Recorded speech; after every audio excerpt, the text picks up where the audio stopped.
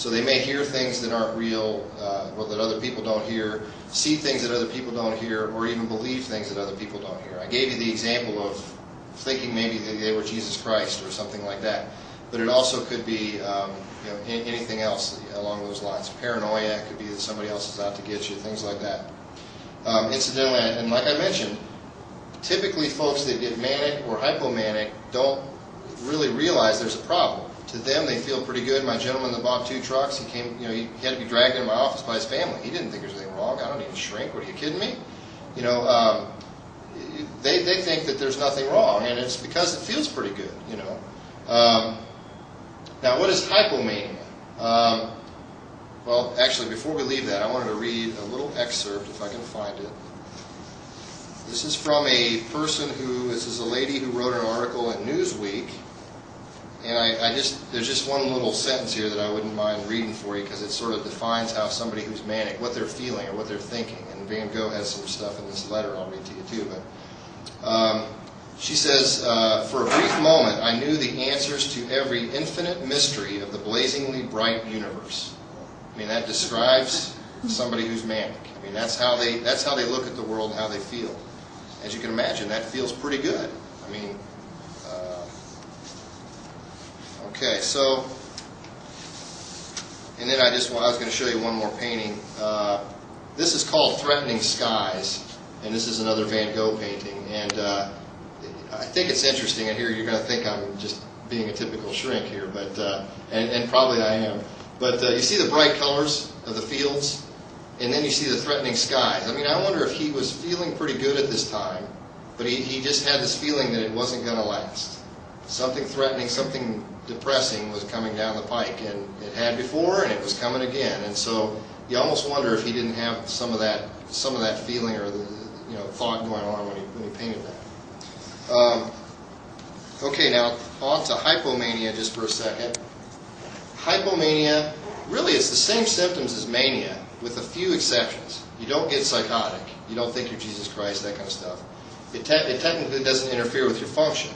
Now, that's a little bit of a judgment call, but what I mean by that is it doesn't end you up in the hospital. I mean, it's not to the point where you can't carry on your day-to-day activities and things like that. But I suppose relationships and things like that could be interfered with. So it's a little bit iffy if, I'd say it doesn't severely interfere with function, that kind of thing.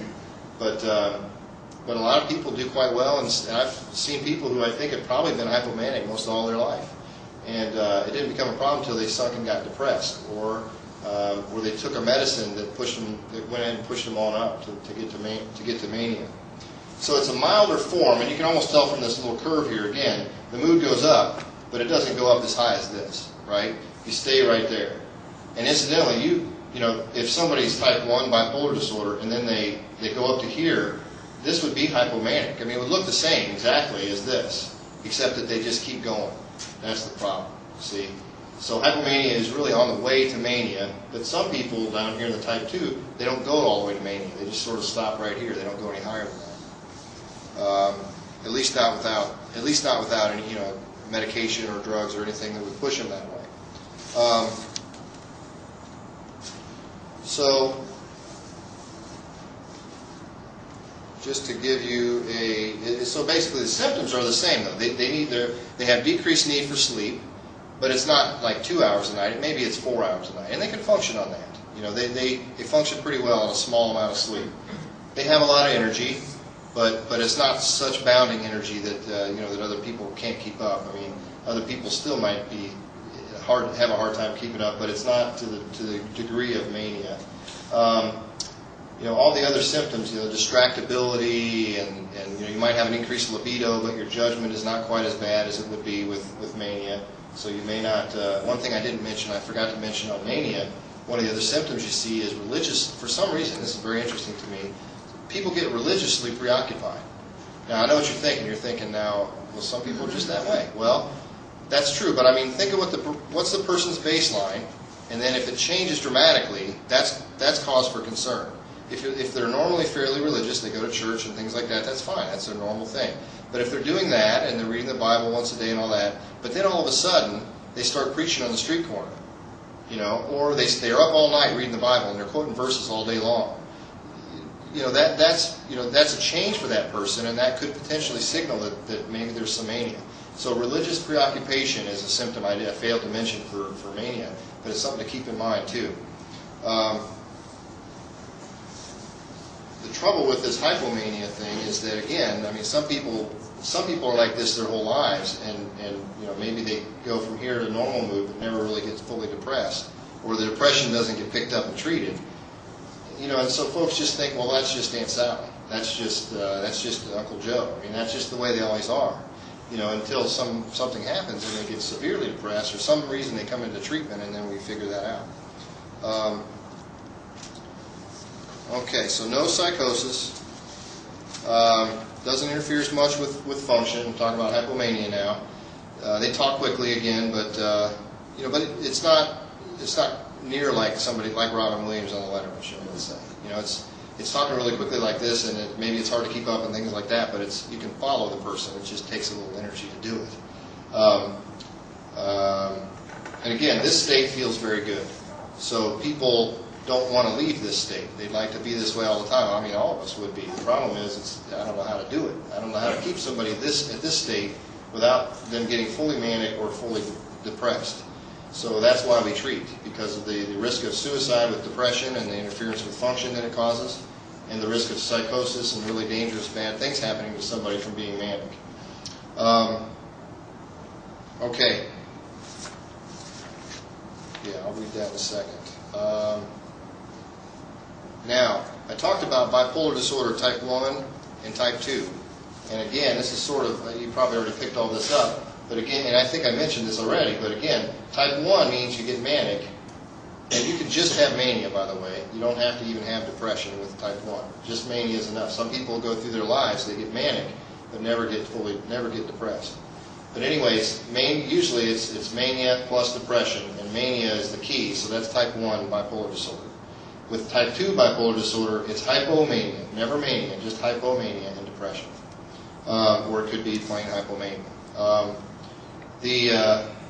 There are a couple other things to keep in mind. Has anybody ever heard of rapid cycling? Okay, rapid cycling really is defined as you having more than 4 episodes a year. And a mood episode could be mania, could be hypomania, or it could be depression. So more of 4, or any combination of those, could be all 4 depression, could be all 4 whatever. More than 4 of those in a year is called rapid cycling.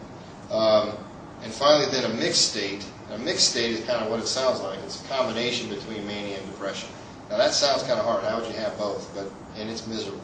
People that get mixed states are very high risk for suicide because they've got tons of energy, but thoughts of hopelessness and feeling like they're worth nothing and they should kill themselves. So the energy to do it, thoughts that they want to do it, and the combination is pretty dangerous. I wanted to read. This is a letter from Van Gogh to his brother Theo. And let's see, it's February 3rd of 1889 that he wrote this. And I think this describes a mixed state. I don't know what you guys think, but I'll read it and see what you think. And there's actually a couple of things in here that are interesting. And pardon me if I mispronounce any French words, because I don't know French very well. He says, when I came out of the hospital with good old Roulin, I don't know who that is, I fancied there had been nothing wrong with me. Again, no insight. He didn't realize that he had an illness. It was only afterwards that I felt I'd been ill. So afterwards, he got treatment and he figured out, something was wrong. And then he says, well, that's only to be expected. I have moments when I am twisted with enthusiasm or madness or prophecy, like a Greek oracle on his tripod. I display great presence of mind then in my words and speak like Arlecinius. But in spite of all that, my spirits are very low. So what he's saying is, he's feeling like he's a Greek oracle on his tripod, has great presence of mind. So basically, thoughts are coming real quick and clear. He's able to speak real quick and clear, be very eloquent, things like that. But at the same time, so it sounds like a little bit of mania or hypomania, right? But at the same time, he says his spirits are very low. To me, that sounds like a mixed state, And incidentally, he ended up killing himself. And I'll tell you, I'll read some more about that in a minute. So without treatment, that mixed state is a pretty dangerous thing. Okay, sort of some other common